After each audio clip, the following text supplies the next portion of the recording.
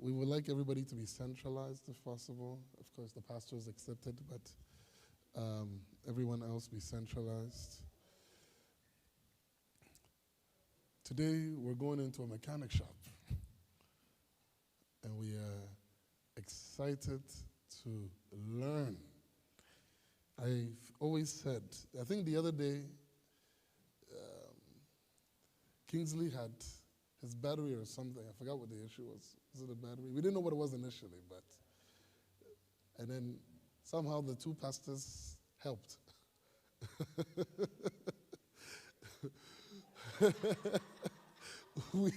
we figured something out.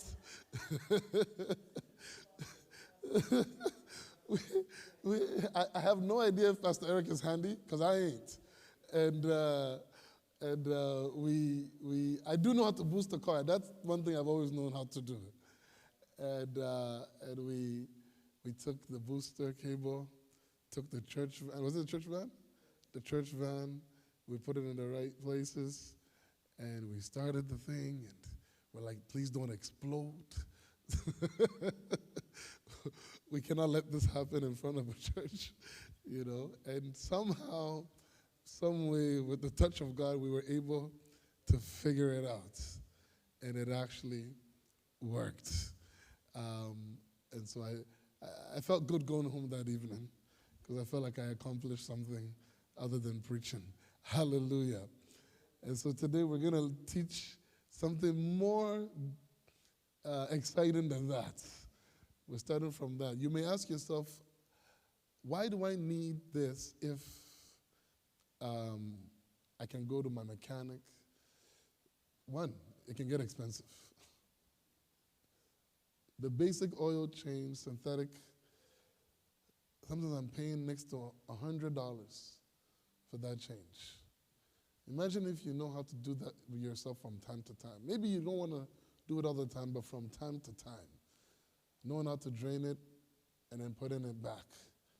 Isn't it so? And so you want to know.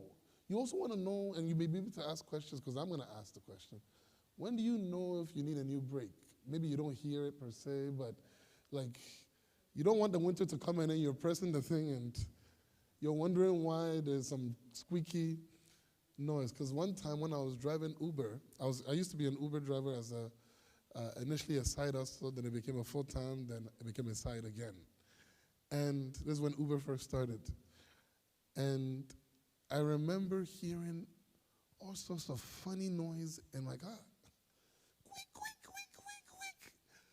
And I'm pressing the brake and making that kind of noise. And I knew something was off. So the next day I just went straight to my mechanic in Cambridge. And he said, it's good you brought it in, because this brakes was not going to last another day. You would have gotten into a car crash. You see, so you may also ask yourself, why do I need this if I don't have a vehicle? Do you know the mistake that most people make in life is saying they will learn once they're in it? It's called what? Live and learn. But I learned a long time ago, learn and what? Live. That if you learn well, you will live well. But if you live to learn, the consequences may be too damning for you to catch up. And so we're doing some of these, I call it life coaching seminars, right? Where we are hearing, I think Pastor Eric was the first, right? Were you the first one, Pastor Eric? And then we had, who was next? The immigration was the second, or someone else? Immigration was the second, and now Deacon Everett has offered his skills and sets to be the third. And then after this, I think there's Sean for cybersecurity, and then after that is Dwayne for how to start your own business and scale up. So there's quite a few more left. In fact, I'm going to get Sarah Bond to do estate planning as well. That's her specialty. And so we are working on quite a bit of these things, life things that can help us in life. I don't know, you may not appreciate it today. Well, I hope you do, but in case you don't, believe me, it will benefit you tomorrow, right? Because we don't want to just be praying and you know nothing about the basic stuff of life. Because some people are very spiritual. Do you know that? They are everything is spiritual. Everything is spiritual. But we live in a very earthly world. Vehicles are running, right? People are moving about. Jobs are happening. People are getting hired, fired, promoted. Businesses are and you're wondering, what benefit can we be to the kingdom if we're at the lowest part of the bottom pole? We don't offer it much. Not that our spiritual life is not good, but we need skillful people who love the Lord to also be in those places. Right? And so we want to be able to be in. So today I'm excited. It stemmed from a basic conversation in my office. And I said, I don't even know if I even told them. I just came up on stage and said, we spoke, and I think we're going to do something like this in the near future. And I was stoked because I come from a mechanic's background in terms of my father. He was a mechanic for 35 years, maybe even longer. And I took nothing in. I listened to nothing. And I was just talking to Deacon Everett why there was a bunch of unforgiveness at the time and all these things. So I took no interest in what he had to tell me about mechanism. And now look, he sold a business that if we had any business sense, we could have scaled it. And a wonderful Nigerian man has taken over and bought the business. They're the most gifted people in Africa for business, you see? And so, but imagine if one of us, of his 7 children, would have learned a little bit or two. We don't have to do the job. We could just know the basics and get someone else to do it. And so we want to learn these things to avoid some of these crazy things that the devil likes to use to make us be in a place of disadvantage. We don't want that. You can pray all you want when you're stuck in snow for an angel to come. He may never come because he expected you to be here tonight.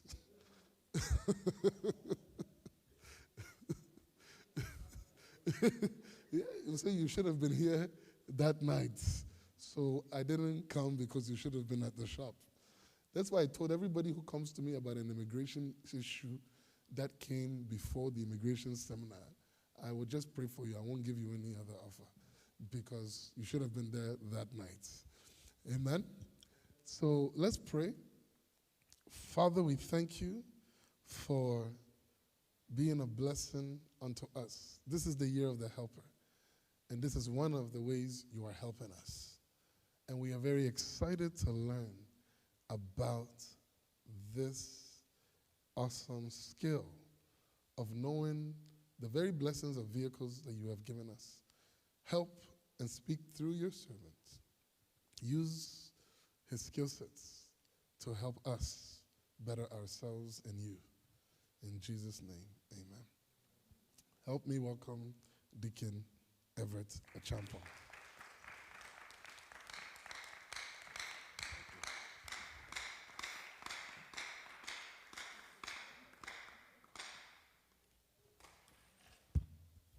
How are your hands doing? Good evening, church. First and foremost, I want to give God thanks for giving me the strength to work in the automotive field. Secondly, I want to thank Reverend Nada and Pastor Eric and the whole leadership for giving me this platform to speak for a minute. I wanted to lend my knowledge and expertise that I've gained over the years to share with you, and hopefully you all could take that, what you have learned, and apply, even if it's 5% of it, just something, to give back to the church that has had a hand in my development in all phases of my life. So thank you. So without much further ado, I want to thank you all coming on this rainy Sunday and those online to come to this car clinic. It's something that it's been on my heart for the last couple of years. It's just trying to find an avenue to do it and the right appropriate time to do it. And there's no time like the present. So here we are. And I want to thank you all for taking your time out of your evenings to come. So we'll get started. Sounds good?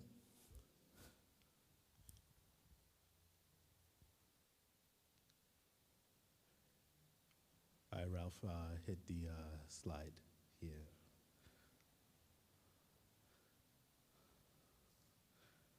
All right, thank you. So topics that will be discussed tonight, I'll go through an intro.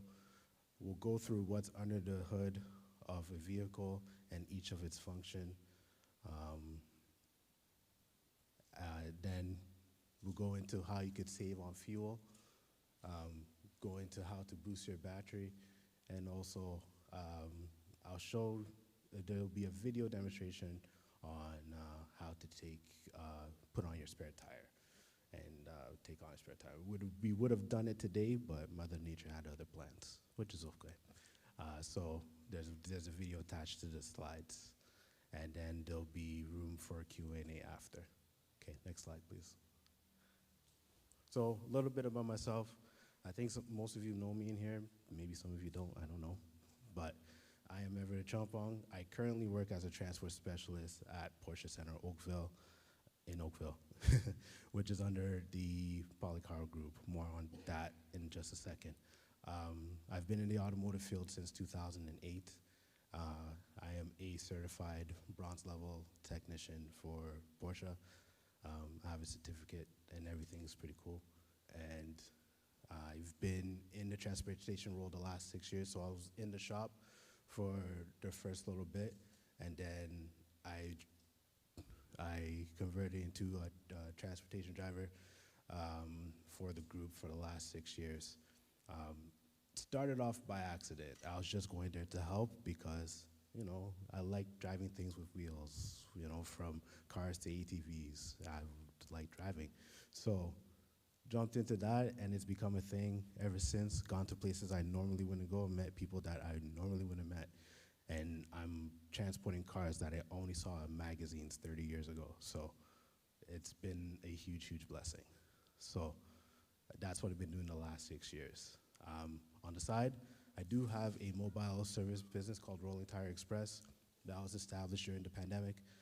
And I'm just currently revamping services. So hopefully during the summer, I'll get back to it again and then be at your service. Or if you know friends that need services at their home, at their business, then I could be of help.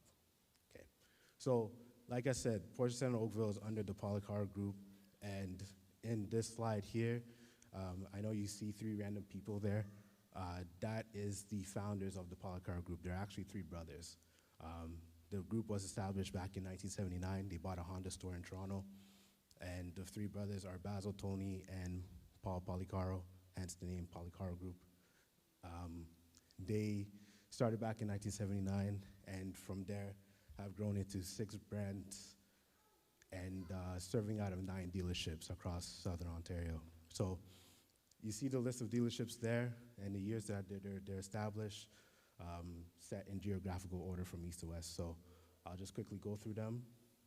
BMW Etobicoke in Toronto, Policaro, BMW, Northwest Lexus, and Polycar Acura are all in Brampton. Fun fact about the Acura store. Acura is the luxury division of Honda.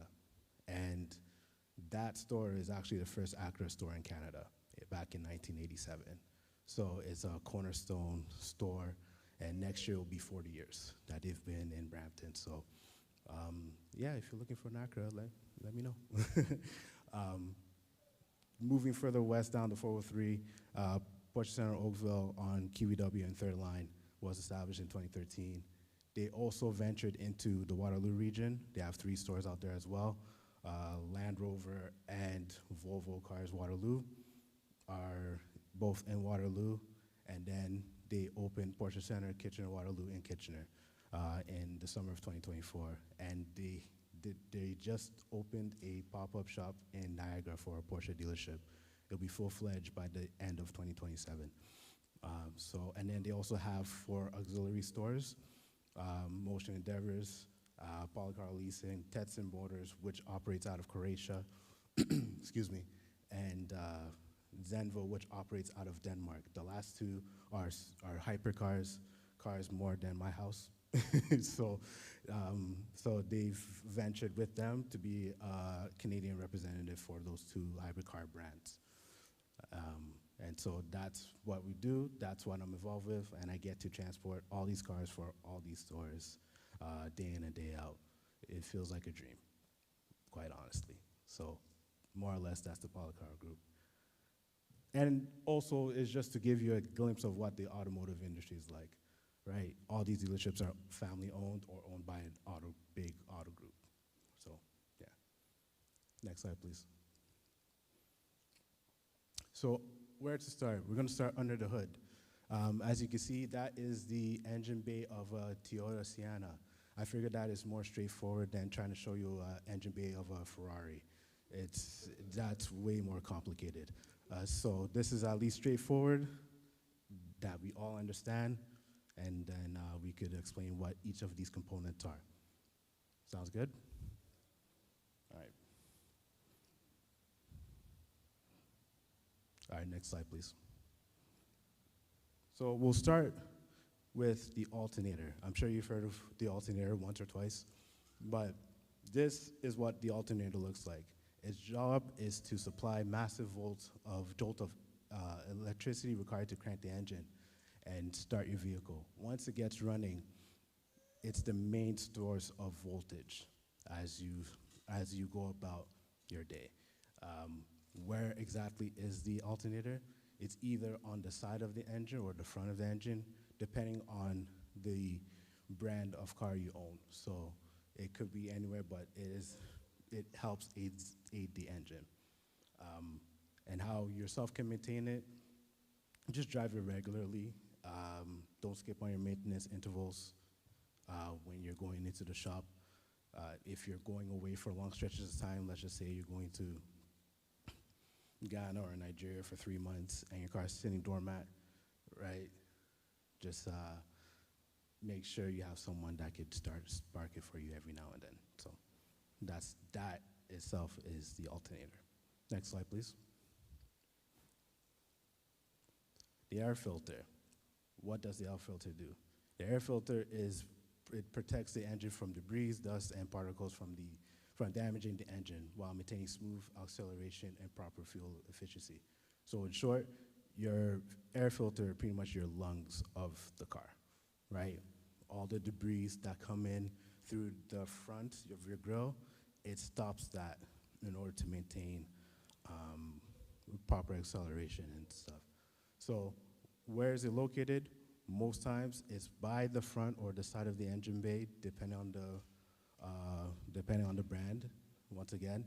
And it's usually housed in a black, I should have posted it there, black rectangular airbox that you see underneath the hood. And how you can maintain it, have it inspected with every maintenance appointment for a collection of accessories of debris. Now, this is an example of a bad air filter. Now, the way you could check it is, if you could put it up to a light and you can see light shining through it, that means your air filter is still good. And as you can see, you can't see the light through it, can you? Nope. That means it's a bad air filter, and that means it needs to be changed, right?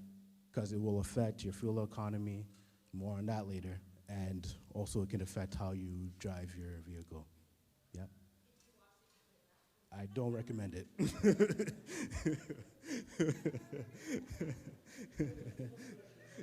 Fair question. Was that? You can vacuum it, but like that color is not changing. Yeah, it's not a chameleon. Yeah. Mm-hmm. Yeah, so, yes. So when your car goes into the shop, all mechanics go through a multi-point inspection, right, at no extra charge, even if it's just coming in for your tire your tire's leaking, and they fix your tire. They just inspect your entire car just in case of any surprises that may happen to you, right? So, yeah, they do the same. Yes. Just, I mean, it's their license on the line, right? And if we could prevent a major thing happening, the better. N- no, your cabin air filter does. Yes, different air filters. Yeah. So,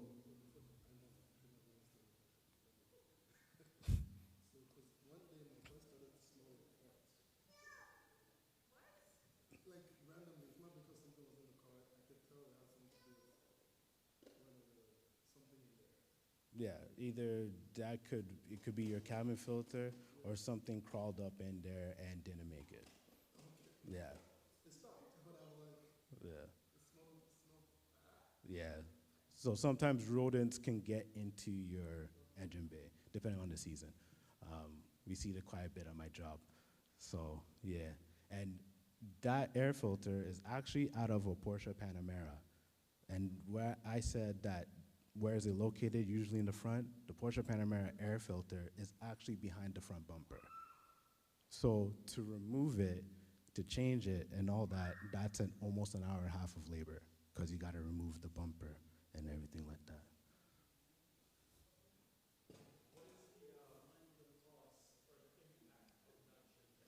You so an honest one, yeah, an honest mechanic.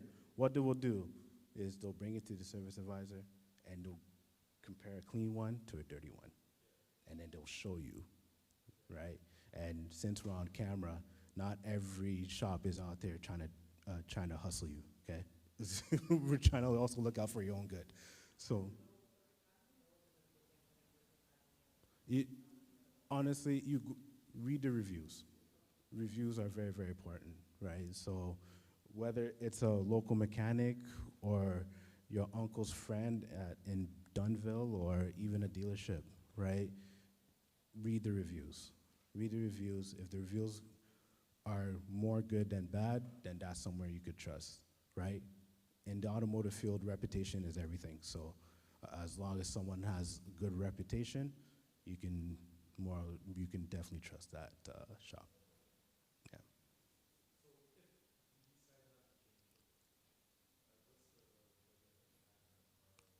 Well, you can't. Your impact on your car. You have poor fuel economy. So usually, I usually get 600 to a tank. You could get like 400 now because. Yeah. Yeah. Yeah. Right. So I'll get into. So I'll get into how you could change those fortunes, but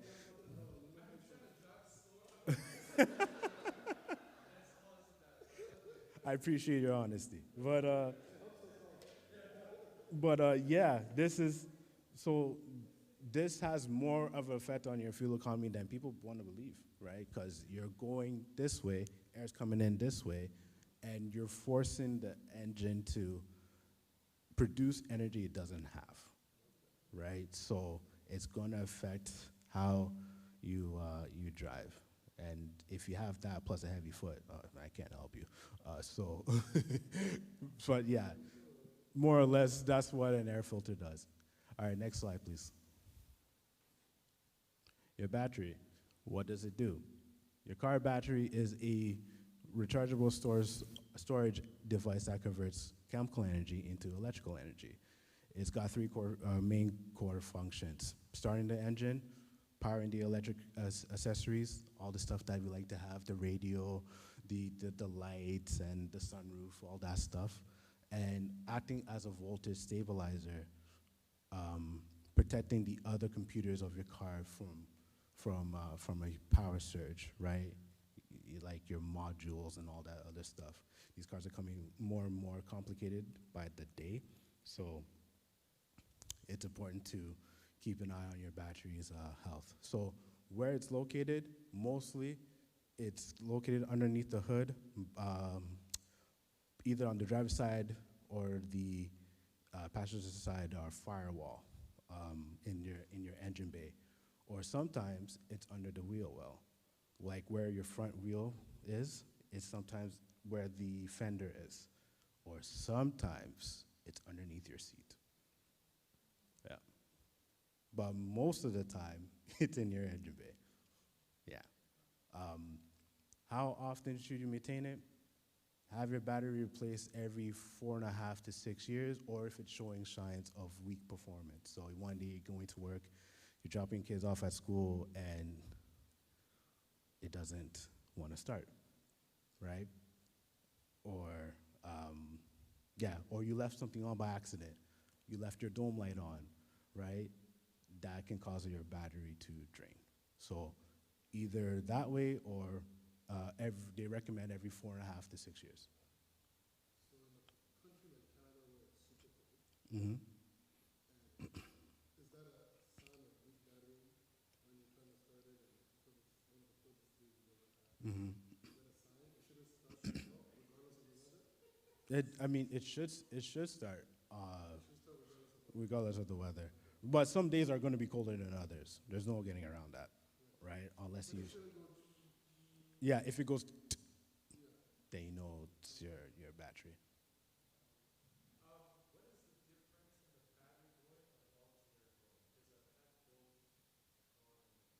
So you'll know your alternator is going when you crank it and it doesn't want to charge. It helps charge the starter to start the car, right? So if even when you drive the car, right, and you notice your voltage is going like this, that's when you know your alternator is fading. Because your alternator's job is to keep the charge going, right? The battery's function, one of its functions is to maintain it. So the battery won't die on you as you're driving. That's the alternator. The alternator will do that because it's not holding up charge. Yeah.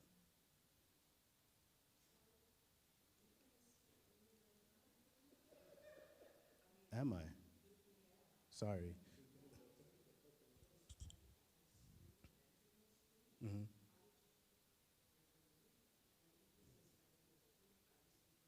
Mm-hmm.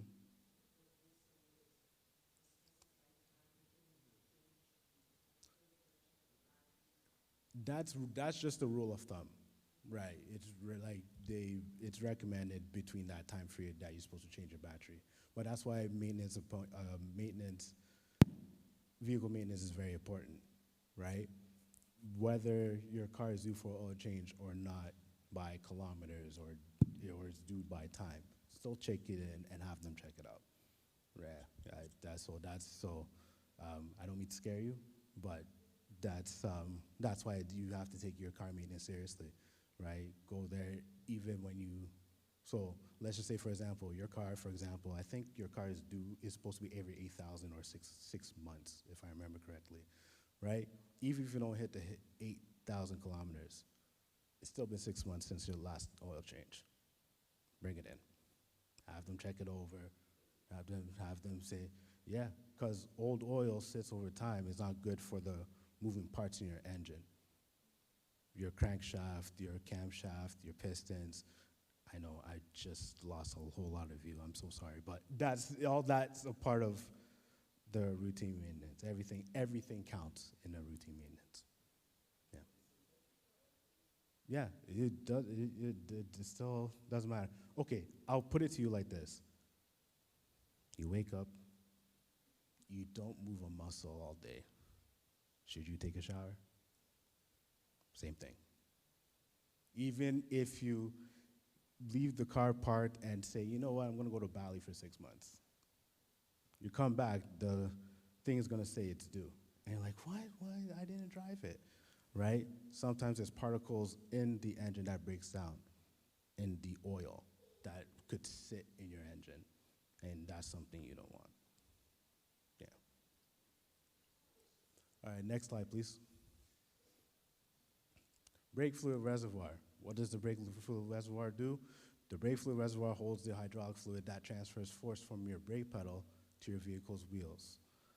So the fluid goes into your calipers and it distributes fluid to help you stop your vehicle.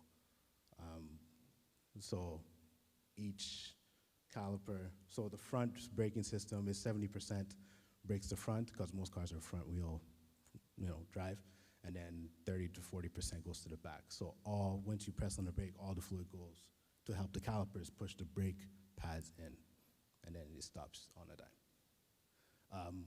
Where is it located? Under the hood, on the driver's side, near the firewall. And how do you maintain it? Visual inspect it once a week, even once a month.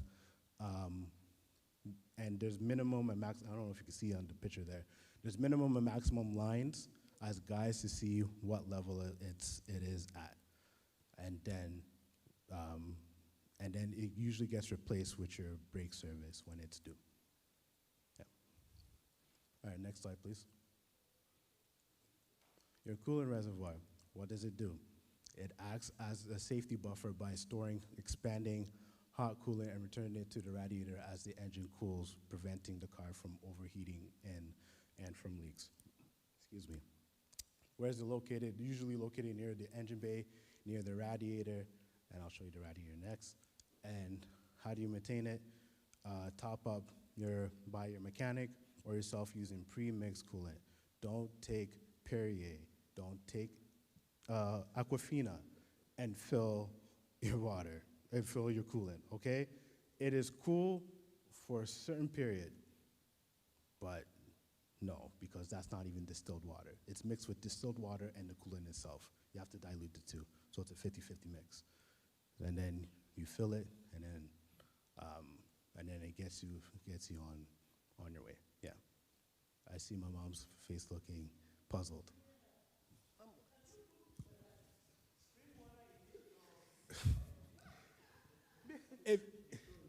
Because, when I think we have put spring water in mine before. Mom, we're on camera. No, so like I said, and for people at home, it's a quick fix, right? Just a little bit is fine. Don't go buy Dasani and put in a whole 2 liter or Smart Water and put it in there. That's just bad. There's no mix. So, yeah, that's just a quick fix to just pour a little bit in. But coolant fluid always has to be mixed. Has to be mixed. It's a 50-50 mix. Sounds good? Yeah, back home they say coolant spoils the radiator and they use water. Sorry, they said what? The coolant spoils the radiator, so they use water most of the times. Yeah, and here I see it's coolant that is being used. So who should I believe? What's that? Temperature back home versus here. That's why, because I think coolant doesn't freeze or anything. But water, if you're in a hot country, you can use water. Exactly, yeah. Temperature and your climate has a lot to do with it. It has a lot to do with it, right? So that's why I always recommend it. If you're going to go to the store, right, make sure you get one that's pre-mixed, right? It takes the guesswork of having to mix the 50-50, do the 50-50 equation. And there's also chemicals in that particular coolant that makes coolant work instead of water. Water, the only chemical you can think of is sodium. Sorry, go ahead. When you go for like an oil change, is that one of the things because when you read the paper they give you, they always say top up, they've topped all that up, so that's one of the things. That's one of the things they top up, yeah. Okay. If need be, yeah.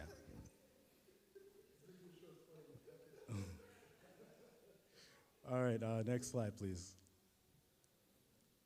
So that's the radiator. I didn't take a picture of the fan, my apologies.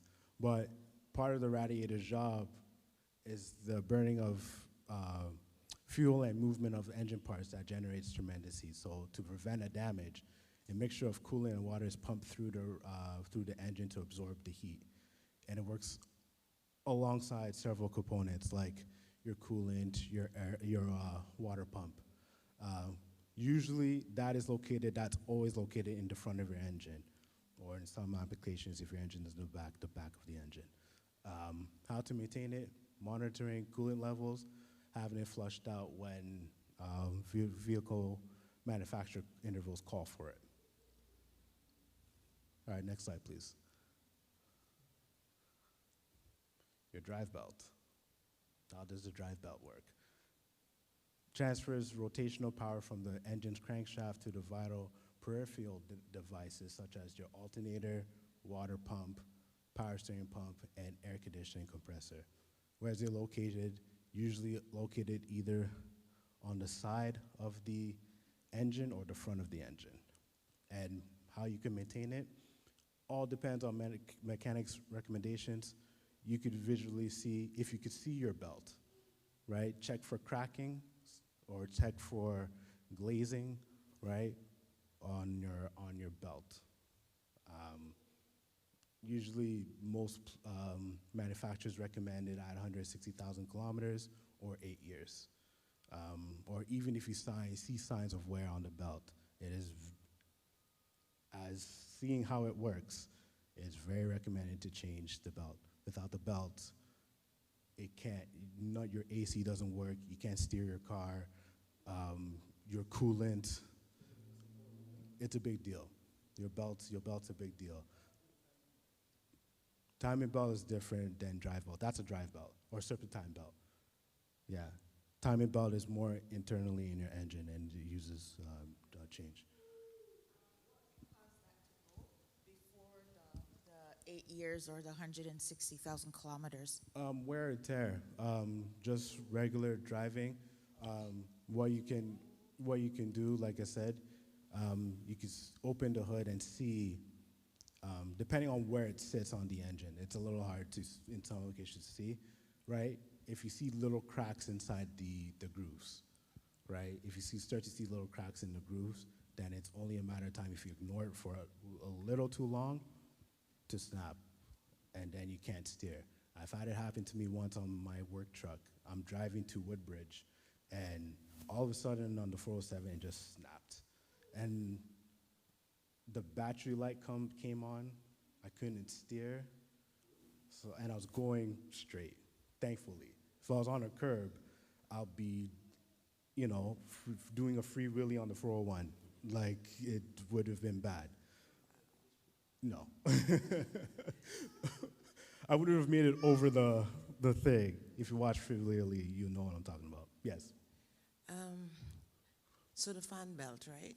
The drive belt. Drive belt, yes. It's so multifunctional. What would it cost, like a ballpark figure, to repair a belt like that in a vehicle? The part itself is not that expensive, depending on the manufacturer. So I can't give you an accurate price, but it's not that expensive for the part itself. Exactly. Some will cost more to replace the belt only because of the manufacturer involved, right? So for your car, labor on your car, it's not that much from my experience doing it, not that expensive. If like Rev said, if you own a BMW, then whoops. Uh-oh. Yeah.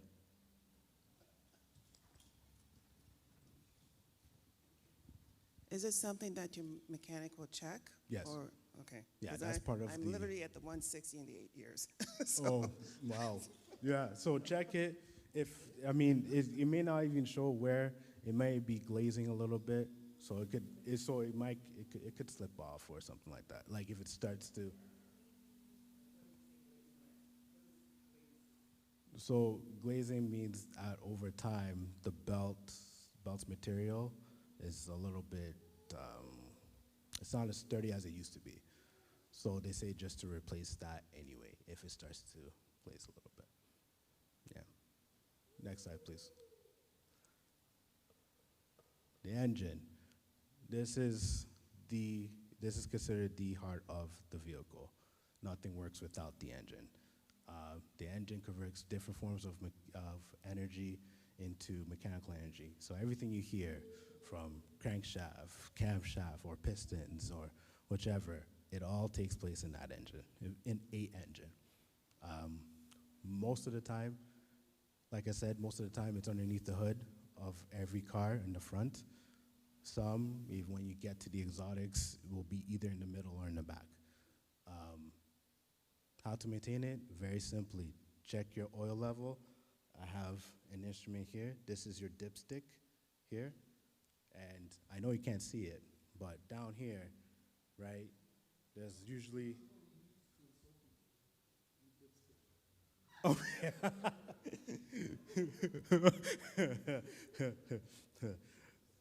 Thank you for keeping it PG, Pastor.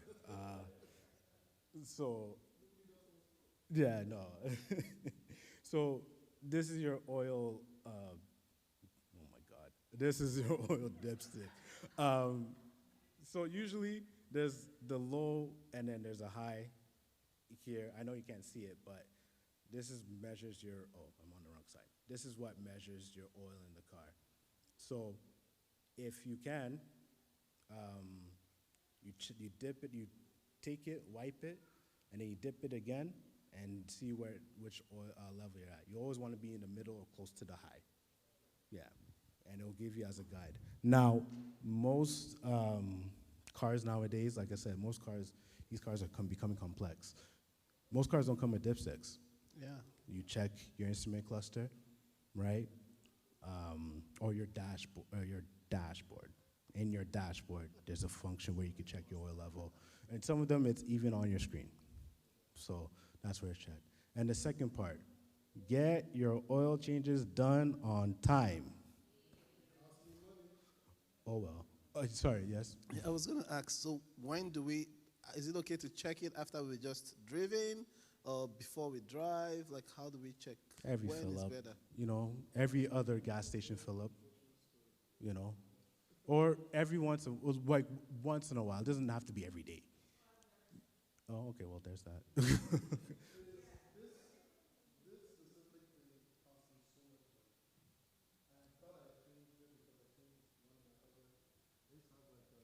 Still have it, a 2006 Civic two-door. And because I put that in the shop and I ended up changing that one, in my head, when I changed the tires for the CRV, I thought I also changed that as well. So one day I was driving on the 407, and just when I got into it, I said, did I change this thing? I just felt like something was off that day. As I was going, probably, 407, we're flying in 407. We're like doing like 160, just going. Cops, 160. And then I have the kids in the car, everybody in the car. It's Christmas time. And then suddenly, I cannot press on the gas anymore. And it starts slowing down in the midst of every car going at its speed. And I'm like, okay, let me pull this thing to the side. Start it again. So I called my dad. He said it's probably this. I tried whatever he told me. None of it worked. Brought it to his shop. Then after a few days, when he actually checked it, he goes, when was the last time you changed your oil? And I said, I had thought I changed it, but I realized I didn't, because I was about 5,000 over. And he goes, yeah, it's going to cost you about $4,000. Because I don't know what exactly the terminal, but the turbo was done. And the $4,000 is just the actual turbo, because he didn't charge me, obviously, labor costs. Imagine if he had a labor cost, easily another $1,000 to get the job done. So I've learned the lesson the hardest way possible. I don't joke with oil changes at all. I didn't joke with it before, but it was a mistake that I made thinking I did it, and then, you can't handle too many cars at once, man.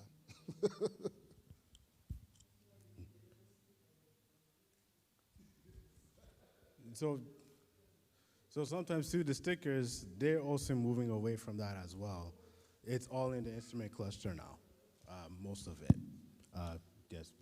So, like, my car tells me when I need an oil change, right? sometimes when that light comes on, I try to book right away, but it's like a 2 week, sometimes 3 week, because they're so backed up. Is that okay? Yeah, that's fine. Okay. Right. I've seen Yeah. cases where there's people wait 6 months. I've seen. So I'll tell a quick story. When I used to work at a Nissan dealership, there was a guy who did his first oil change at 6,000. He didn't come back in to do his oil change till 75,000 kilometers. I'm shocked that engine still ran. It was literally 500 milliliters of oil that came out. It was running on nothing. Because you got to remember, the oil lubes all your moving parts in your engine internally, and it's part of the process in starting your vehicle. So if there's nothing in there, right? What's that?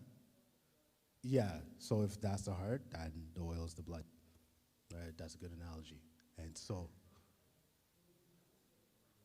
yes, it lubes like your moving parts inside it. Even if you go watch how stuff works, like it will show you more animated stuff. I couldn't throw it in the PowerPoint, but yeah. Yeah, a mechanic told me, I think only last week, that for the Mercedes, I thought the oil change once a year, but he was saying we should do it every 6 months. I don't know what to go, because I was doing once a year, right? Because it's so expensive. Right. But he was saying, why don't you do it every 6 months? And so, which is which? If you do every 6 months, I guess it's fine. I mean, the oil hasn't really broken through yet. Like, it hasn't really broken down for it to need to be changed. Yeah. Really, I always just say stick with whether with the manufacturer recommendations are, so that if you don't do it in 6 months and you do it in 8, you're not losing your mind, right? So, yeah, it's totally up to you how you do it. But yeah, I think 6 months, it's a little early. Probably around the 8-month mark will be fine. Yeah. Yeah, so for me, from time to time, what if, I buy some oil, synthetic oil, and I just pour it in? Just to run a little bit longer. Yeah, you could do that, right? You also got to make sure you don't overfill your engine. Right? So if you pour 1 liter 1 week and then 3 days later you pour it on another week, that can cause huge problems. It'll be too much fluid in your engine there. Mm-hmm.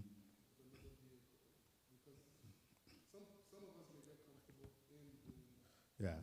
So make sure. So that's why it's important just every now and then to check your thing there. I can't even use the term now, but just check your. It does. I think it does, because I know at some point they phased it out to just instrument cluster. 16, right? Yeah, it should have a dipstick. It's probably in the back corner of the engine. Was that? Okay, maybe it doesn't. I don't know. BMW decides whatever it wants to do.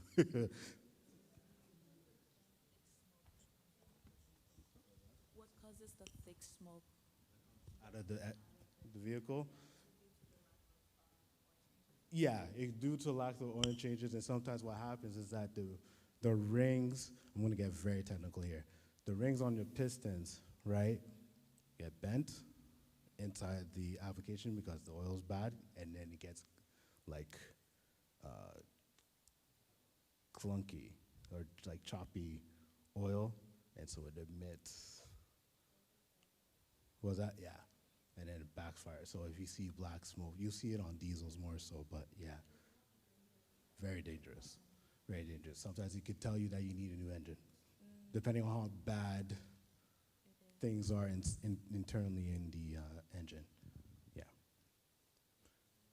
I also want to say in regards to that, right? And please, if you're watching online, or those of us here, this is no shot at no one, right? This is why you have to mind the car you're buying. Because buying the car is just one part of the battle. Maintaining it is the other, right? Some people will go buy a Land Rover. Some people go buy, yeah, let's just use Land Rover as an example. People go buy these cars and just don't take care of them, right? And I'll warn you, if you're interested in a Land Rover, maintenance is very expensive. To do brakes all around on that car, you're looking at least $5K, right? Tires, that. Think about all those things. If you want to get your dream car, let me not stop you, Congratulations, But make sure you could afford what comes with the car. Some people just buy the badge, right? But not realizing they're also buying the maintenance as well. So just proceed with caution. All right, next slide. Windshield washer fluid, pretty straightforward. Cleans the windshield from the debris by using windshield fluid. It's located either on the left or right side of the engine bay by where all the other stuff is. And yeah, please don't use water. Okay, back to this water again. Okay. So, quick question regarding this. Bro, I can't remember the color or the type that I've used when I'm topping up. So I usually just buy anyone I can buy and put it in. Is that okay? Oh yeah. It's not that. It's yeah, oh yeah. No, don't pay too much attention to that. It's fine. Washer fluid is washer fluid. The function is still the function. Difference between if you use just water and use washer fluid, there are certain additives in washer fluid that makes you clean your windshield, even in extreme cold weather. So there's some additives in there that will help you clean your windshield. Yeah, it will help you in extreme cold weather. Yeah. Do we have to change it based on a season?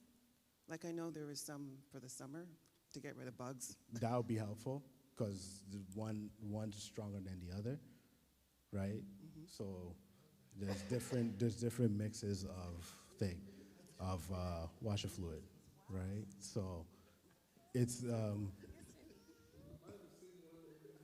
I know, right? Yeah, no harm in that, really. It won't damage anything or nothing like that, but one's more helpful than the other. There's some that will have the label that says that it's like works up to -40, and that one we need here. Yeah. Are you saying that the windshield washer has insect repellent in it? No. It has like an alcohol-based additive that they add in there, right? What's that? No, like it won't repel it. It can clean it off. Yeah.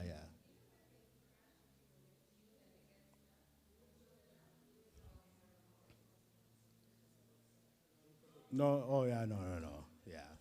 Yeah. So you'll be fine. And also just keep an extra 1 or 2 in your trunk. Yeah. Yeah. Or when you go to Costco or something, it's on sale.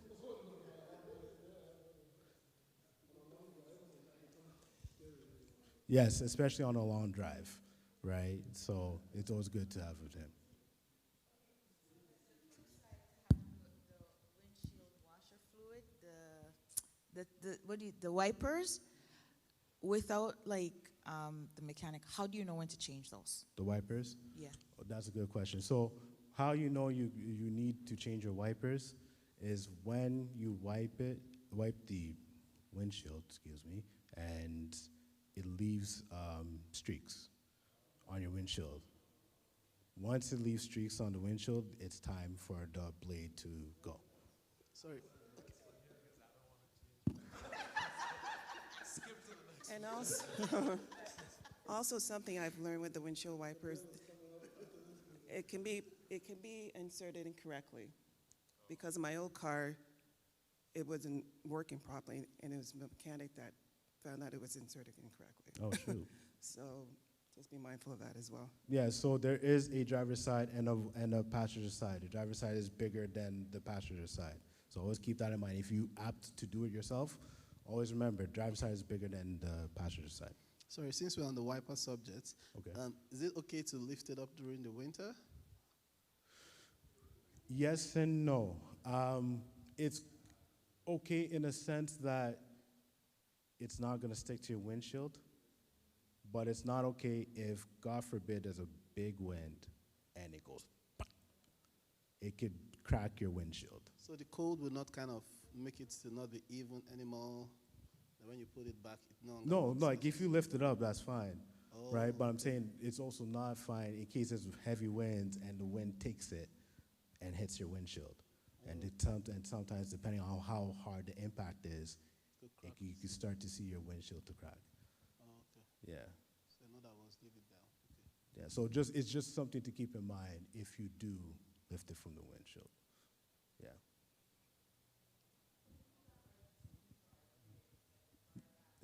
That what? Mm-hmm. Mm-hmm.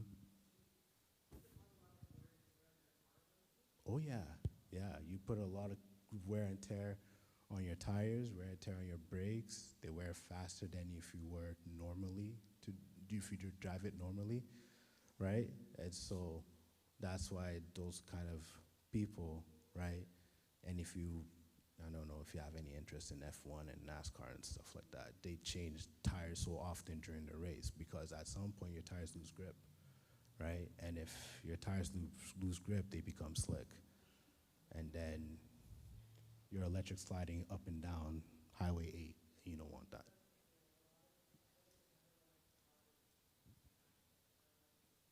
Yes. Well, yeah, the components could have worn down, like brakes or just maybe they had bad tires. And then there's some people who just don't know how to drive. You know? There's some people who really suck at driving. And so, you know, they think they're Michael Schumacher or Lewis Hamilton, and then they find out that they're not, the hard way. So, yeah. Yeah, just something that happened to me. This was in Montreal. The windshield washer fluid. My car ran out, and it was winter time, and I was on the highway. So I have to pull by the highway, put the hazard on, and scoop snow because I couldn't see. Mm-hmm. I couldn't see at all. It was so scary. Every now and then I have to stop, scoop snow, throw it on the car, and wipe it onto the next gas station. I think I paid double the price, but at that point, I was so scared. I would have given them $100 for 1 gallon. And so you don't even think about these things until it happened, but that was, I couldn't see nothing. Yeah. So that's why make sure, yeah. that's why it's important, like as Mom said, to keep extra fluid in your car, just in case. Yeah, I want to add, don't throw water in the wintertime if you're out the windshield wiper. Trust me, because I ran out as well, and I had nothing. I didn't think of snow, but I had a bottle of water, and I needed to see. Man, by the time I threw that on, and the windshield froze, and I couldn't see nothing. It made it even more worse. And then, man, it was just, and then, you know, you're trying to get, you're hoping that your car will spray out some windshield. So when the thing wipes, it makes it even more dusty because it leaves a mark, and then, oh, man. So thank you for that advice to keep an extra bottle in your back, in your trunk. That's crucial. No, not water bottle, but windshield. The time Eska can't save you. Oh my goodness. Because think about it. If you use water, right, and it's minus 22 outside, it's going to freeze. It's going to freeze, and you're driving at the rate of speed you're driving at, it's going to freeze, right? And so, please, don't turn your windshield into Disney on Ice. Make sure you have washer fluid, in your truck. So I think so. That's it for under the hood. Go for it.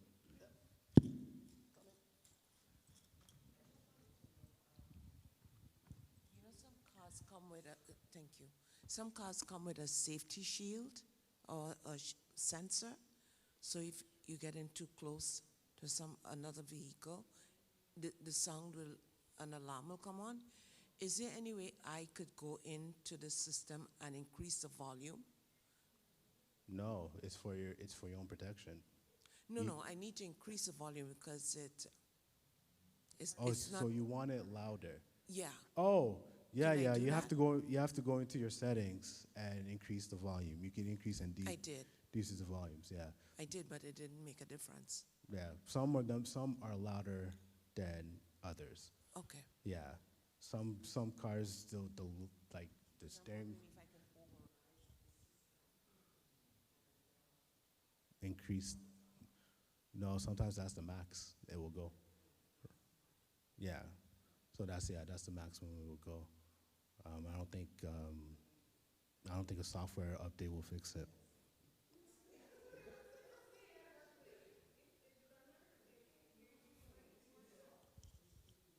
Yeah, some of them softer. Like some car brands, some other brands, like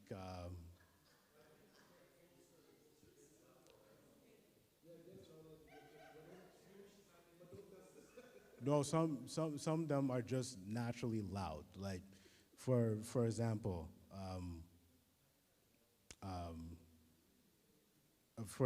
BMWs is stupid loud. Like you would think you're at a concert. Like it was so loud. The beeping is so loud, right? Sometimes I'm a rebel. Even if I'm driving Gloria's car, I just turn off the alarms because I don't want to hear it. But yeah, sometimes the volumes is what it is from the dealership or manufacturer, I should say. So yeah, hit the next slide, please. So we're gonna go into our segment on fuel saving tips.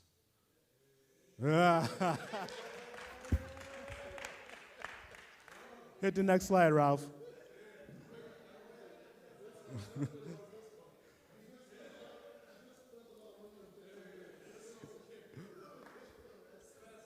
Well, I had to give you the appetizers first. Now we're getting to the nitty-gritty. And before you ask, no, I can't help you with the gas prices. There's nothing I can do about that one. We're all in the same boat. No, and I'm on camera, so I can't really give you my tips. Come talk to me in chambers. But here are some practical ways to save on fuel. Next slide. This one's gonna make you all laugh. Driving habits. Now, I'll put myself out there. If you've got a heavy right foot, okay, this is one of the top causes to having your fuel economy not be the greatest, okay? So it's a big factor in fuel consumption, right? Drive smoothly, accelerate gently, and brake gradually, right? Remember, you're going to work, you're going to school, right?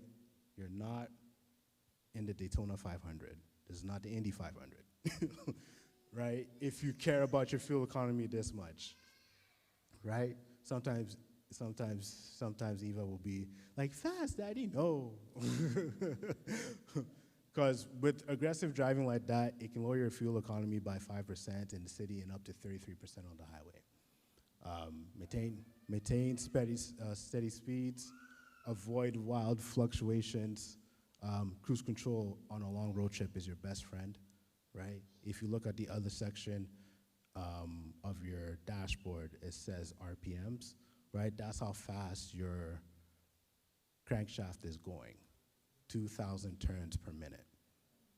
So it's going really fast. So the lower you can keep that, some cars you can't help it, right? In the city, I can do cruise control, like on Main Street going down. Would that help? No, that's a waste of time. Oh. Yeah, because you're gonna go cruise control for what, 2 stoplights, and then you're gonna have to cancel it. Good idea. We're trying to save our Good gas. idea. Good idea, but yeah, I don't think it's. Oh, auto stop start. Oh, it frustrates me though. Yeah, How, I'll be very honest how with do you save gas on that one? I'm not sure. Do you? Easy, shut it off. Because see, you always have to shut it off when you drive. Yeah, All the time. It's frustrating. that's fine. Just shut it. Just shut it off. But does it have a saving gas? So I'll say this, right? Because people are watching. So it does help because it limits idling. So but I'm gonna get to the but on the side. I was going to ask that question. It does affect your starter motor. Yes, that's what I was going to say It too. really does. It's I'm not even. If I can't talk straight in church, I can't talk straight nowhere else, right? It does have an effect on your starter motor. That's why anytime I get into a car, I just shut it off. Yes. Yes. So can you? I know that it's all this about environment. They're trying to. Yeah. I know this. We're on camera, so I don't want to say it, but I know they went for big money. Yeah. But is there a way that you can, like disable it? Disable it completely? Come see me in Chambers. Okay. Thank you. I'll come see you. No. Come see me in Chambers. Okay, no. Anytime you start, it's on. You have to turn it off. You can't every time. Yeah. Yeah, I want to just disable it completely so when you start, Yeah, let's talk in Chambers. Now, this is when the car comes through. When you come to a stop at a traffic light, it stops.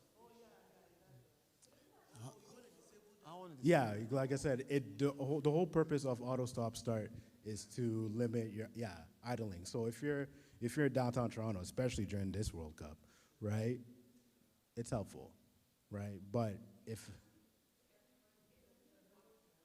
what's that? Yeah, not any. I forgot when they started inputting it in cars, but the older cars didn't have that stuff. It's just, again, they're playing into the name of trying to be fuel efficient, so they added that in there.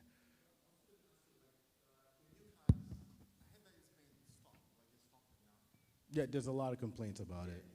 Yeah. Sometimes you're trying to turn left and it stops, and then you're trying to catch a light, and then you're in the middle of the thing. Yeah. So it shuts off. It shuts off. Yeah, it has that feature in there. The first button, I'll be honest with you. I'll be honest with you. That is the first button I shut off in every car. If it has it, I'm turning it off. Yeah. Yeah. I would say more about that thing, but yeah. Oh, okay. I won't touch it. Right? So driving habits are a big deal. Fuel efficiency drops at speeds over 80 kilometers an hour, and reduce your speed on the highway, and you will save money on your thing. So if you're going a long distance trips from here to Ottawa, set it at 120, right? Right, and you notice that your fuel economy gets better because they're steady driving at a high rate speed. Yeah. Next slide, please. So, look, limit idling. Yeah. Mm-hmm. Can we really trust it though? So far, it's not failed. I know, but it's been accurate like most time. Yeah, it's scary accurate. Yeah, pretty accurate. But can we fully trust it though, the technology? Yeah, I mean, it's proven to be trustworthy. I mean, it's been tested over and over again for it to work as functional as it does. Yeah. But I realize that some of, I think, the Honda, like when you take your hands off the steering, it'll tell you to put your hands back on the wheel. Yeah. Yeah. Okay. It's safer though. It's a lifesaver. It does. Yeah. It's yeah. Yeah, yeah. Yeah, sometimes it breaks for you and Yeah, all yeah, that other yeah, stuff. yeah. It works. It's a Yeah. cool it's a cool feature, but When I was learning to drive with it, I was not sure, but I learned to trust it now. yeah. Yeah, it does. Especially the lane, does all the lane, signals you, stay you. Yeah, it's good.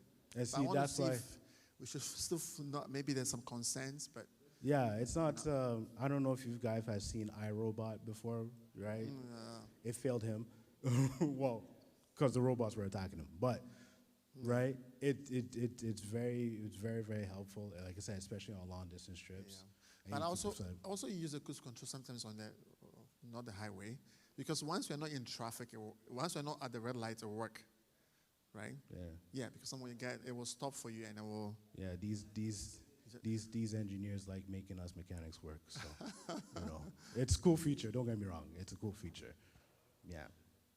I want to ask about electric, and these days, electric cars versus the gas cars. Now, the question is, in terms of the electric battery, I know that can cost some money and it has to be changed at a certain time, right? Do you think that right now, is it a better purchase if you're looking to save money to go the electric way, or do they also have their own problems as well? Or hybrid. Let's add a hybrid into the equation as well. What would you recommend? So there are differences between fully electric, hybrid, and just not regular gas cars. So a hybrid is a mildly electric car. It's got its own battery pack, and with it kicking into the works in unison with the combustion engine. And electric cars, you don't have to fill as much. You don't have to spend that. Yeah, you don't have to spend much on maintenance on an electric car as you do as a regular gas car. My thing with electric cars is, one, the same kind of materials that you need to use to make electric cars, right, is also affecting our gas prices, right? They're also affected by this price rise because of the fossils that they use and all that stuff. And also, too, when things go wrong in a hybrid, in the electric car, they really, really go bad, right? And also, it has an effect on the range like you wouldn't believe. So let's just say you have a full battery range of 500. As soon as you use your climate control, you drop 30 kilometers of range. You use your heated seats, that's another. It's, like I said, it's fully electric. So every bit of energy needs to power your power windows and your heated and cool seats and your Japanese massage seats and all this other stuff. All that contributes to the range of the your fully electric vehicle. No. And that's before, let's just say that's just before you leave your driveway, right? And then let's just say you're going from here to Montreal, you have to stop and charge it for a bit. You lose an hour of travel time depending on the chargers and all this other stuff, right? So yes, in terms of fully electric vehicles and non-electric vehicles, you do save a ton on maintenance and gas. That's undeniable. But there's also the cons that people need to consider, right, before making it. In my opinion, electric cars are good if you're in the city, right, or you're just going 20 kilometers to work, right?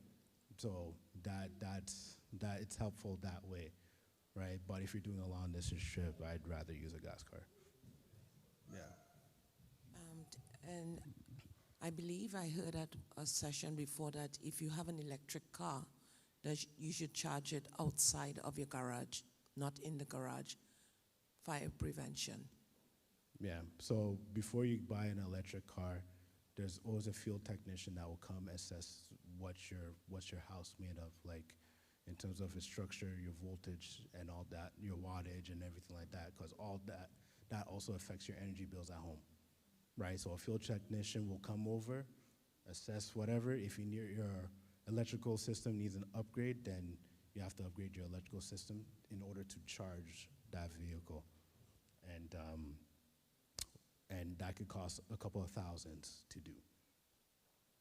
So if you're gonna buy an electric vehicle, it's important to do your homework.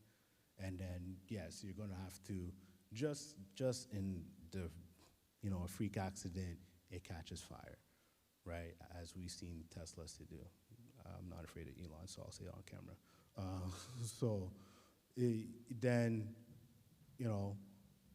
Then yeah, it is wise to fireproof your garage a little bit, right? Make sure you have a fire extinguisher handy to, just in case it kicks off. What's that? It's an ugly truck. Sorry? Oh, in the basement?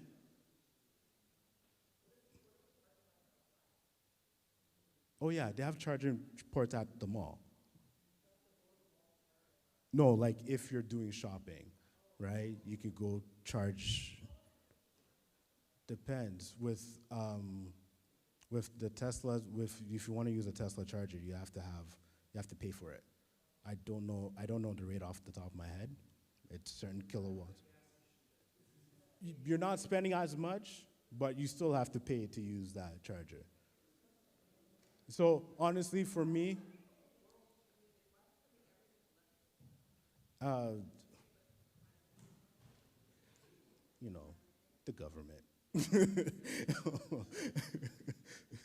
The government. Right? Honestly, I don't think we're there as a society where we all could go fully electric, because like I said, these cars are also not cheap to buy. Okay? I'll be very honest with you. They're more than that. More than 50K. Like, even if you're trying to, more than that. More than that. There's some electric vehicles that are costing $300,000. You have to refigure your home. You have to get a field technician to do all that. And then, sometimes too, yes, I'll tell you, you know what? I'm glad you brought that up.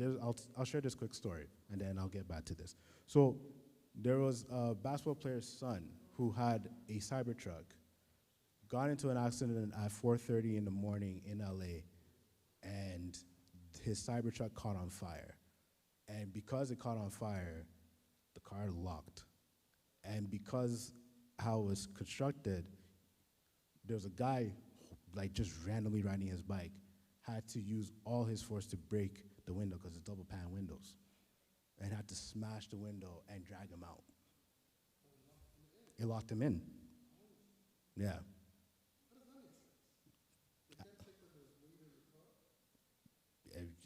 And they're called smart cars. I don't know.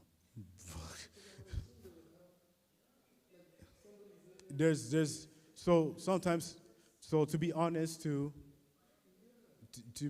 too, there's some aspects of some of these cars that they don't tell you, right? Like, I've also seen another case in California where this guy took a Cybertruck through a car wash. Everything did not work. Unbeknownst to him, there was a car wash feature where you're supposed to turn on before you take it through the wash. Cost him an entire truck. So that's why I said, as cool as it is to have a fully electric vehicle, right, I don't think we're all there yet to deal with the cons of owning an electric vehicle. No problem. No, if you're gonna buy, please do your homework, right? Understand what you're buying it for, right? If you're buying it to flex, then it's all gonna go bad for you, right? But if you're buying it to make sure to, save some money on fuel and know what you're gonna do, then I think it's a good buy. I would personally recommend, if you're gonna buy an electric vehicle, lease them, so that after a certain period, you could just give it back to the dealership. Yeah, so if you're gonna buy an electric vehicle, I would recommend leasing. No, hybrids are good. You also got to keep in mind, if the electric system fails on it, then what do you do? Because it's not fully electric. So what it does is that it can run off battery power with a combustible engine in it. Yeah. So if the electric works here, Mhm. The gas what? Gas will still work, but the electric component won't be. It will still function. Yeah. So just do your homework on the warranty about the electrical system. Big deal. Yeah.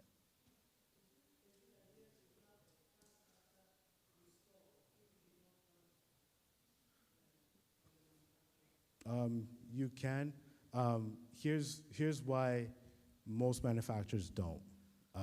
Especially, I noticed the German. Oh, okay.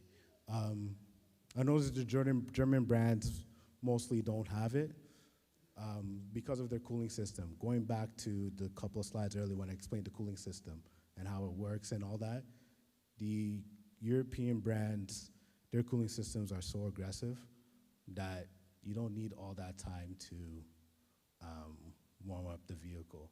So that's why the engineers like there's no sense, in a couple of minutes the car's gonna be warm anyway, which I explained in this slide really. Like today's vehicles don't need to be warmed up no more than 3 minutes, right? And so because of that, right, if you warm it for a long period of time, you could resort of overheating, pollution dilution, your fuel going down, your engine wears quicker. You score the engine, meaning you'll leave marks inside the casting of the engine because the pistons are just going like this, and it's just like if you warm it for too long all the time.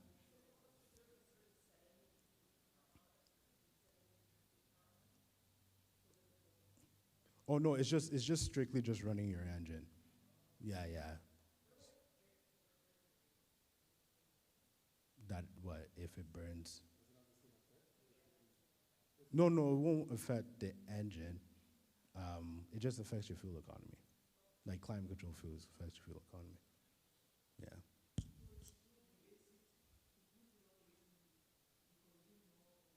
Yeah, if you use your climate control, you use more gas. Yeah. Sorry? Oh, yeah. Because remember, it works, right? There's eight. Remember when I was explaining the belt? It has a hand in many effects. It also has a hand in your like the AC compressor in your belt system. Yeah. So Sorry, I have a question about the AC. When you're turning off your vehicle, should you turn off the feature as well? Does it matter? no, it does. It's a good habit to turn off like your AC and all this other stuff. Yeah, Okay. it has an effect on your.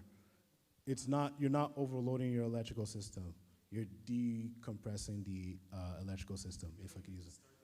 If you start the car and you leave your AC on full blast, right? It does have a hamper on your AC system or just the electrical system in general. So it's always good to happen when you turn it off. Turn off the AC and yeah. Yeah.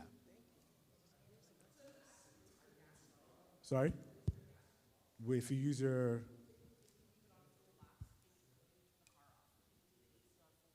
No, it won't affect it. They will affect it once it's moving and it's using and all that stuff. Because remember, the compressor hasn't kicked in yet, right? As soon as you start the car and you drive off, then the compressor really starts to kick in for real. Yeah. Next slide, please. Tire inflation. So underinflated tires create extra rolling resistance, making your engine work harder. Check your tire pressure monthly and inflate them to manufacturer spec. It is found on your driver's side door jamb. You'll see a white and yellow placard on your door jamb, right? And it will tell you tire size and it will tell you pressure, PSI, pounds per square inch, found in that sticker. So go to your local gas station, or you could have like your portable air thing and then put it in there because it affects 5% of your fuel economy. Your tires are one of your most worked components of your vehicle. It's always working. So, yeah. Yeah. year-round tires. It all season. It works a little bit in the fall, but it doesn't work in the winter. Yeah, because so it's important. It'll also affect your insurance premium because the compounds in your tires, winter tires, they're more the threads are more thicker on a winter tire than it is on a summer tire or all-season tire. And plus, they shrink. So if it gets below 7 degrees, your summer or all-season tire will start to shrink, so that you'll start to lose PSI because the cold is choking it out. So with the winter tire, because the compound is so heavy, it withholds the PSI. What's that? It will also affect fuel economy as well. And plus, you don't want to be driving with winters when it's 35 degrees outside because it will make the compound weaker. The compound can't handle that kind of heat. It's only made to handle cold. So, what's that? Yes, and it will burn more tires. Winter tires are heavier than summer tires. If you ever picked up a winter tire, it's very heavy. And so it adds weight to your car. So it's needed. The threads are made to cut through the snow and ice so that it could channel through, right? So that's why it's important to switch over every now and then. Yeah. I'm glad you mentioned that because I always get all season. You call it all season, right? Yeah, there's also. What I've noticed though is the PSI in summertime is higher than 33 when it's hot and the road is hot. I notice the number changes, it goes up, and then when the temperature drop, I notice the numbers reduce. Because heat expands the Just what you tire. just explained. Yeah, so heat expands the tire more than one thinks, right? Because when you're driving, there's a lot of kinetic energy connected with the ground that you're driving with, and also the force of which you're driving it, right? And so those two things make the pressure become bigger in the summer or all-season tire. Yeah. So let's just say you're going to the racetrack, right? They always want the tires a little bit less PSI so that it allows room for the tire to expand, right? If you put too much air on your tire, then it has no grip. So when you deflate it and you're on the racetrack, it allows the heat to expand so that it allows the tires to expand and stick to the track, right? So that's something to think about, yeah. All right, next slide, please. Lightening the load. Please empty your trunk, leaving only your... I have failed.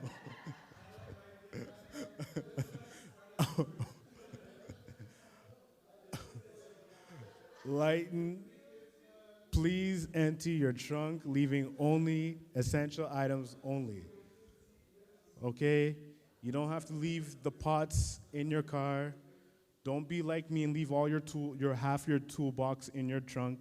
I'm guilty of that as well. You never know when a server call comes up. I want to be ready. Okay? Yes, first aid kits are fine.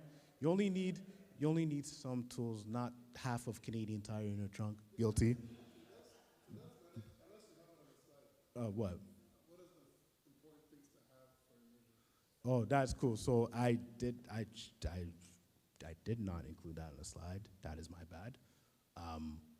What to have? Sorry, I'll get to you.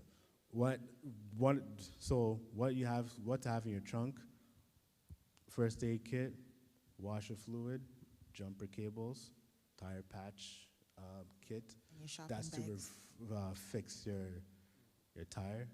And sorry. Oh, okay. So those are the things that you need. So people have said Reflectors, yes. people have said the chain in case you get stuck in winter. Yeah, so if you need to get pulled out and you find yourself in the ditch, yeah, have some chain and then pull it out. right?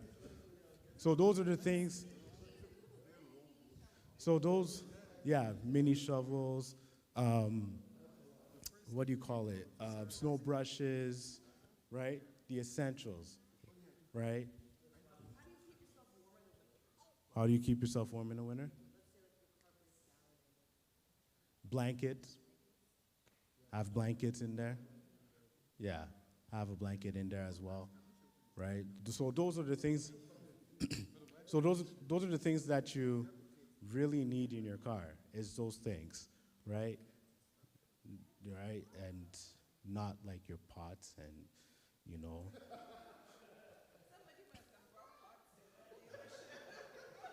Yeah, listen. I keep saying pots. I'm sorry, it's subconscious. I've seen all kinds of stuff in the trunk. I've seen pots. I've seen horse. No, I was saying you. Okay. No more jollof for me. Yes.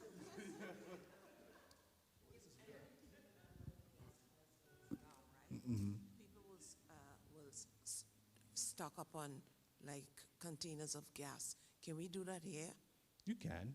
We could fill like extra Yeah. and keep it in But your don't trunk? keep it stored in your car. That's what I mean, because something to keep in mind. Your gas tank is there too. God Okay. forbid someone hits you on that side, it's explosive. Okay.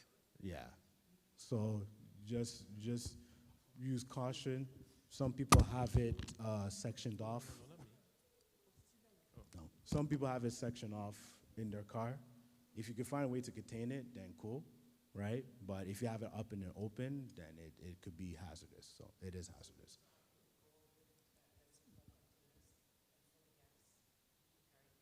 Yeah, carry it home. People do it all Just the time. you're taking it home and not leaving it in your car, unless unless you have some creative way to contain it, right? So that if an explosion happens, then it doesn't get that. But yeah. So Okay. is it a myth? I know sometimes you see people with sand in the back of their car, and they're like, oh, if the car is light, they have the sand in there because it weights the car down. Is that a myth, or is that a real thing? That's a winter technique, man. That's a winter. Uh-huh. Winter time, that's what you do. Yeah. Yeah. It sticks more to the ground. I mean, no, it's not a myth. It does work, unless you're building a sandcastle. I don't know why you have sand. I mean, seriously. I mean, right? Because when we use sand, right? When we use weight, it's to get up the hill or something, right? But if you're going to use that as everyday driving, then it's also going to hamper your fuel economy as well, right? So that's also something to keep in mind, right? If you're hauling something that's heavier than what you should, I don't recommend it, right? Sand does help to equalize the weight. Well, unless you're doing any of those things, you don't need sand. Yeah, right. So that also leads to the other things I was mentioning. Remove your roof racks or bike racks. I don't think any of us have roof racks or bike racks, whatever. Do you? Okay. Sorry, so like roof racks, so another breed of people, they take like boats and stuff on top of their car and everything like that. Kayaks, canoes, yeah. So so that's what they use for. Some people like to bike in the trails or whatever, so they put the bike racks or other stuff. You could do it on the roof, or you could do it behind the trunk. Yeah, you could buy a bike rack to put it on the back. Yeah. Next slide, please. Climate control. So running the air conditioner drains engine power. At lower speeds, it is more efficient for you to open the windows. At highway speeds, the aerodynamic drag caused by opening windows hurts your mileage more than using AC, and I'll explain. So if you're in the city, right, you're not going as fast as you are going on the highway. So it's recommended to open up your windows. If you have a sunroof, open up the sunroof to let the air in. Now, if you have kids, use AC. Okay? I understand saving money, but not to that extreme, where your kids become dehydrated, or you become dehydrated, right? So use that if you have kids. Me personally, I like windows, right? I like to open the windows and feel the breeze, right? And then think about it, when you're on the highway, you're driving 110, 120, 130, all that wind that you're going this way is coming into your car, so it's making your car work even more. So that's the appropriate time to use AC however you want. Well, next slide, please. Vehicle maintenance. Doing vehicle maintenance on time can help in fuel efficiency. I spelled efficiency wrong, I just realized. Overdue spark plugs, clogged air filters, like we just mentioned, dragging of brakes can affect your fuel economy. Make sure to use the appropriate oil for your vehicle. The recommended oil information can be found in your owner's manual, and or sometimes when you open the hood of your car, it tells you the recommendation. Oh, okay, see, you remember. Or sometimes, I forgot to put in there, it also says on your cap. It also can say on your cap as well. Yeah, your oil cap, so, yeah. So yeah, I can't stress this enough, everyone. No matter what car you have, it could be a Toyota, it could be a Maserati, do your maintenance on time. Okay, next slide, please. I think that's it. Oh, stay fueled up, right? Keep fuel levels above quarter tank. Yeah, true story. No, I'm guilty of it too.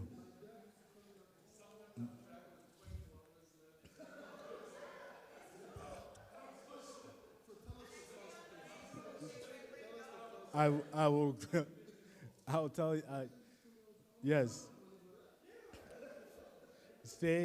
Keep above quarter tank, never fill up at empty. I will explain that a little. Fill up at the reputable gas stations like Shell, Esso, Petro-Canada. They have better quality of gas. There is differences.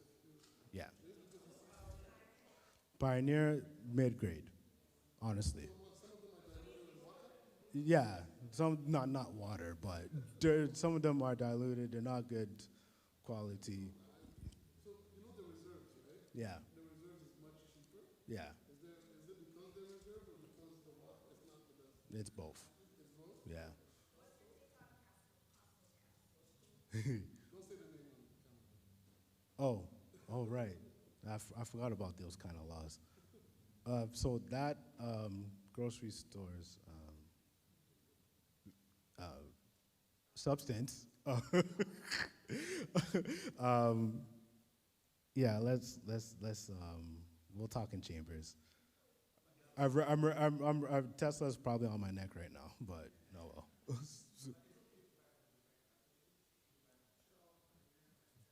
My personal recommendation, Shell is the best one. Shell's number one.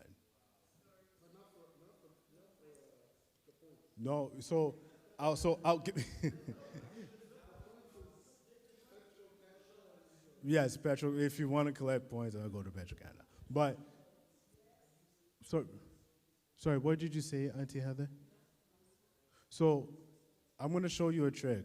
I'm gonna show you a trick. What's that? I wish. So here's I'm gonna reveal a trick. When you go fill up, filling up gas stations are at the most expensive in the morning. Everybody's in a rush.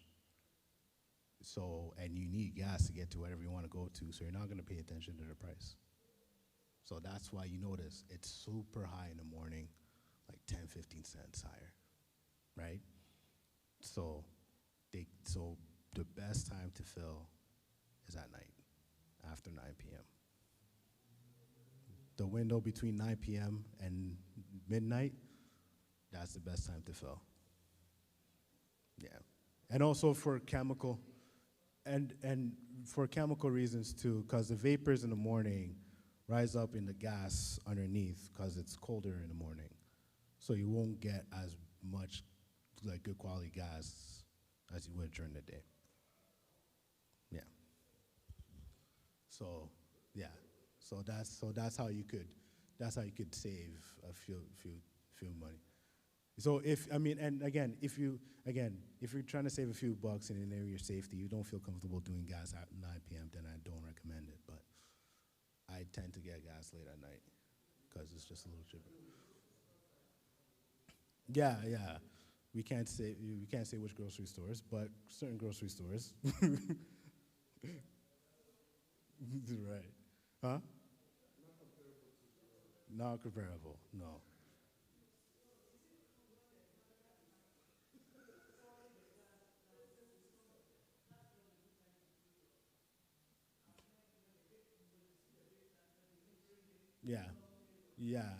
I'd say wait, because it's still kind of leveling up, and you might be putting air into your gas tank.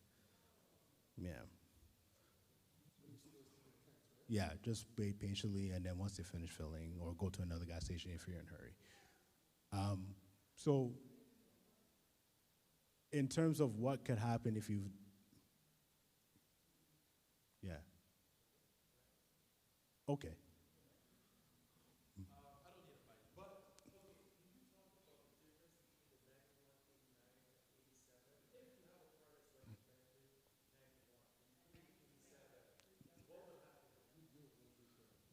So 80, 87, 89, and 91, they're all different grades of gas, and they all burn differently.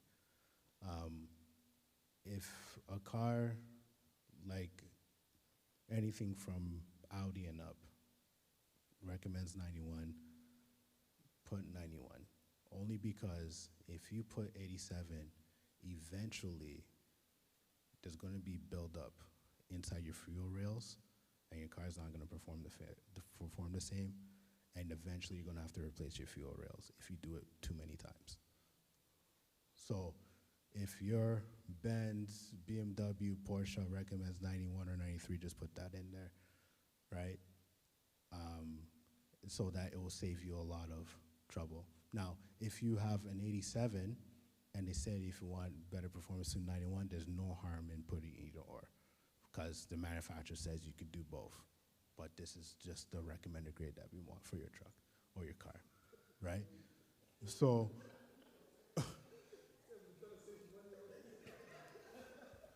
so please put what's recommended. I remember someone putting, what did he do?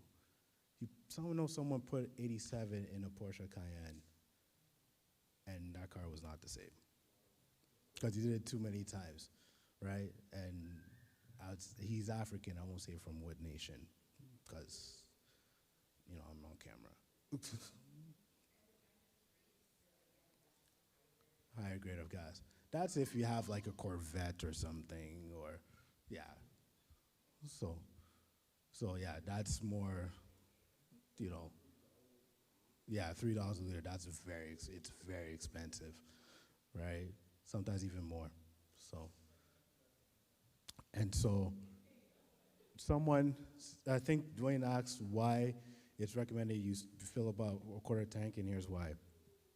In your gas tank, there's your fuel pump and your fuel leveling sensor that measures the gas in your car. If it detects that there's no more gas in the car, and it keeps trying to find the gas, you could burn your fuel pump. So that's why I say it's important to fill up at quarter tank. At least there's some gas there, right? But if you go all the way to zero, and it can't read anything, and the fuel pump is just going, it's a whole new fuel pump, right? You gotta lower the tank, change the fuel pump, all that stuff, and that's like 6 to 8 hours of labor, unwanted labor, that you have to fork out.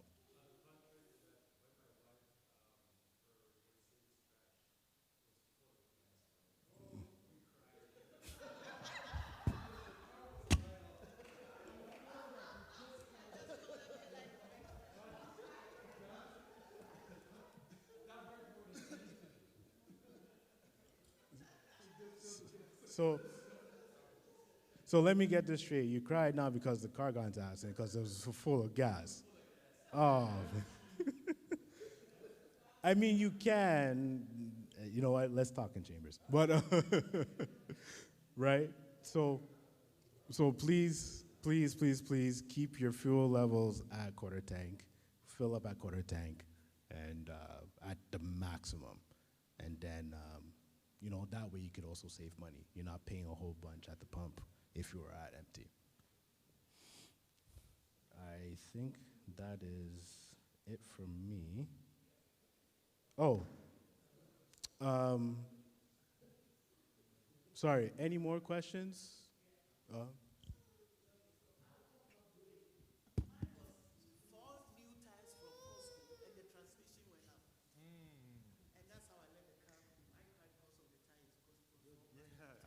So when this transmission thing, because they said, oh, no, it's the transmission and blah, blah, blah, and just let it go and buy another one. So, like, who decides and how do I even know they were telling me the truth? Transmission? Yeah, like when they tell you it's a write-off, let it go. Because you have to consider transmission itself is a cost, and then the labor to do it is also a cost. And also depending on what age of the car is, the labor, the parts and labor to do it compared to what it's worth is almost equal. Buying another car. And so if they say, Oh, yeah. Oh. that's why if it's if the cost comes close to the worth of the car at the time, right, then they'll tell you to write it off. Yeah. Any more questions? Yeah, that's good. So I do have a couple more videos in there. I just had two questions. Does the fuel economic function actually save like on gas? Like in my car, I have like a fuel economy button. The eco button? Yes. Does it actually save on gas? Somewhat. Like it's how your RPMs are lower. Yeah, because I once you pass noticed the bumper. if I'm trying to accelerate with that on, it doesn't, like in the highway trying to merge, it doesn't go that fast. Yeah. But if I take it off, I'm like, boom, in there. Yeah. All right, so that was one. So that means it saves Yeah, gas. it does work, yeah. So with respect to the alternator, how long would be too long without starting your car? Like, if I wasn't traveling, for example, like, and the car is there, like, how long would it be too long if I didn't start the car? That's the thing. There's no real. I'd say anything longer than 2 weeks. Yeah, because I even in transport, sometimes these clients will go to Florida, and they'll leave their car uncharged the entire winter. Then they'll call me, oh, bleeping car, I spent $300,000 on this car, right? So I'm like, did you charge it? Well, no. There's your answer. I mean, like, there's no voltage. It doesn't, for a car to keep running, it needs to see voltage from somewhere in order to know that it's still functional. Nowadays, these cars are coming with lithium-ion batteries, right, which are so expensive, right? I compare them to a dog breed called a collie, right? Anybody know Lassie, that breed of dog, right? That breed of dog has a lot of energy. Lithium batteries have a lot of energy to disperse. And if it sits idle, if a collie sits idle in your house without being able to run outside, it's going to destroy your house. Same thing with lithium-ion batteries. If it's not running and the energy doesn't go anywhere, it's just going to be doormat and then it dies. So, yeah. Your car, the voltage needs to see activity through to keep it running. So, yeah, any more questions? I did have a video on how to show you how to take off the tire or boost it. Is anybody interested? Someone is sending me a message. They're watching on sure. YouTube. They're like, can you, Okay. if is extended warranty recommended for cars more than 4 years old? Yes, depending on the brand. So if you are buying a European model, I highly recommend warranty. Here's why. When these cars get older, they become a little more problematic. And so parts all of a sudden starts costing more than it should. This starts costing more than it should, and you don't have warranty to back it up, right? And you're out of pocket how many? That's why if you notice, brands like Land Rovers, brands like BMW, brands like Porsche, brands like Bentley, Rolls Royces, a good percentage of these people lease these vehicles for a certain period of time, because especially Land Rovers, like, I keep forgetting I'm on camera, so I can't talk freely. Well, it's too late. Anyway, right?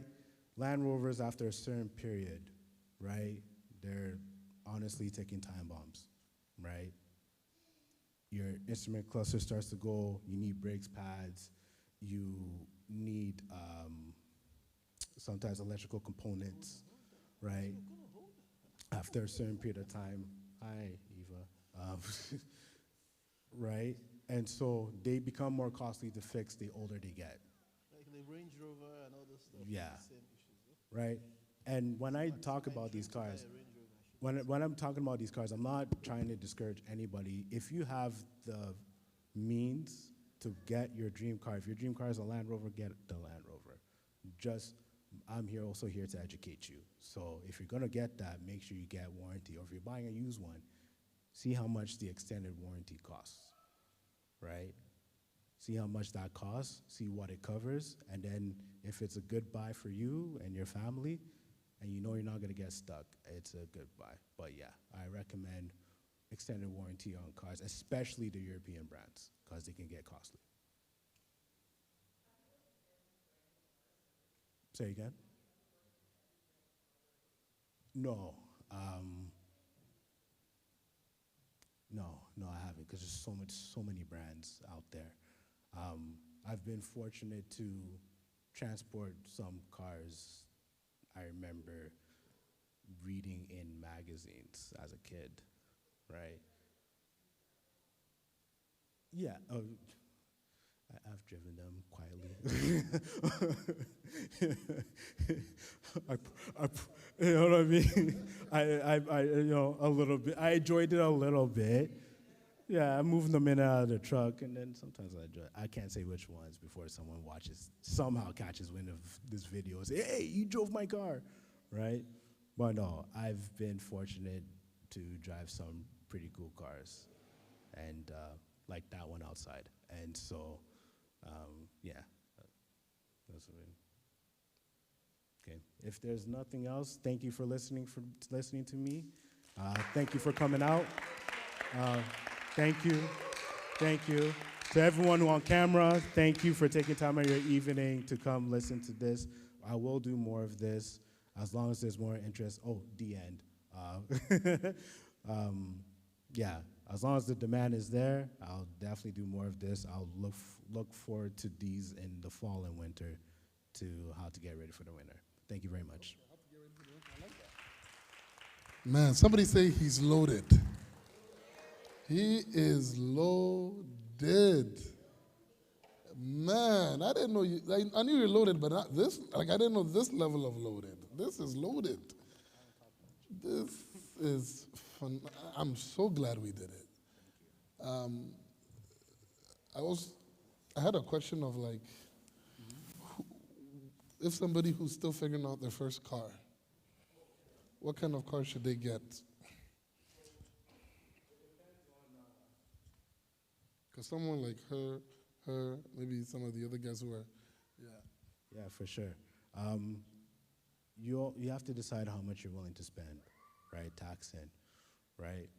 $5,000 cars aren't what they used to be 20 years ago. So you may have to stretch your budget a little bit. I think an appropriate amount to spend on a car is between 10 to 15,000 on your first car, tax in. It seems a lot, but you're getting a better quality of car. Like I said, you're not buying that car on the screen. That's a couple million, right? What's that? Yeah, used car. Yeah, if you're buying, cause I'd be lying to you if I say you could get away with buying something $5,000 and it's like 250,000 kilometers on it. There's rust holes here. There's a guy's Rolling Stone magazine there. I'd be dishonest. So 10,000, even 12, like between 10 and 15 is a good number, right? You get something low mileage, you get something well taken care of, and you get something good quality. But make sure, if you're going to use car a lot, make sure you read the reviews before you go. Brand recommendations, you can't go wrong with Toyota or Honda. They will never fail you. My first car was a Toyota Solara, and when I got rid of it, it had almost 400,000 kilometers on it. And so you can't go wrong with Toyota or Honda. I would say Nissan, but Nissan's fallen off the cliff, to be honest with you. What's that? Mazda's very good, and they offer very good quality of car, and if you're buying that brand new, the warranty, you have pretty good warranty. So yeah, Toyota, Honda, Mazda are my top 3 recommendations. Let's appreciate them once again. Wow. It is, you can go to your dad now, yeah. It is good. Let's do our offering quickly and go. This deserves an offering, doesn't it? It does a good one. Instead of going to pay for an expensive fix, you've just saved yourself many fixes. Amen? So put some good offering in there and then pray that the Lord will keep your car as well. Hallelujah. Or if you're looking for your first car, God will favor you in your first car. So same ways of giving, texts, ANFGC, e-transfer, and so on. Everybody's familiar with the pathways of giving. Awesome. Let us pray. Father, we thank you. We ask that you bless Deacon Everett and the family that he has poured into us. Really good knowledge and wisdom and strategies. Lord, replenish him. And as we even give our offering, we give this in faith. For this week that is coming, our 3rd week of the Holy Ghost month, may we go in charged up. May we begin to see your hand in the miracles that you're about to do. We thank you in Jesus' name. Amen. All right, tap if you give by. Yeah, go ahead.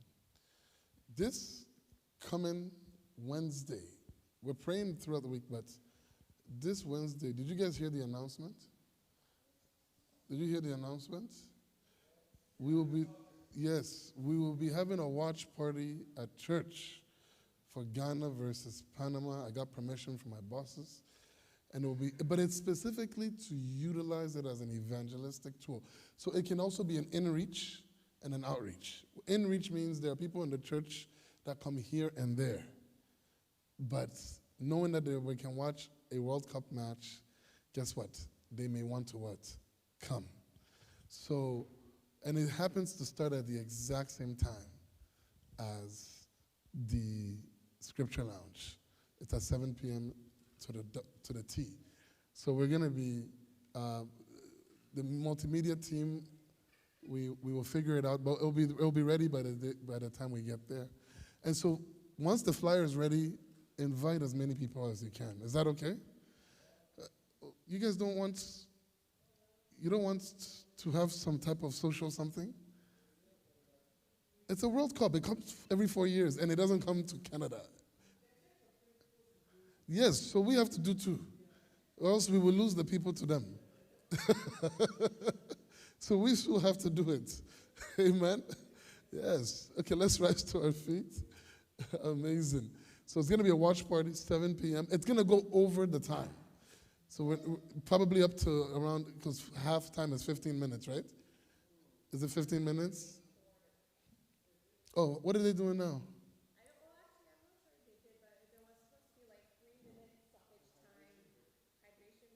Oh, they have all those now?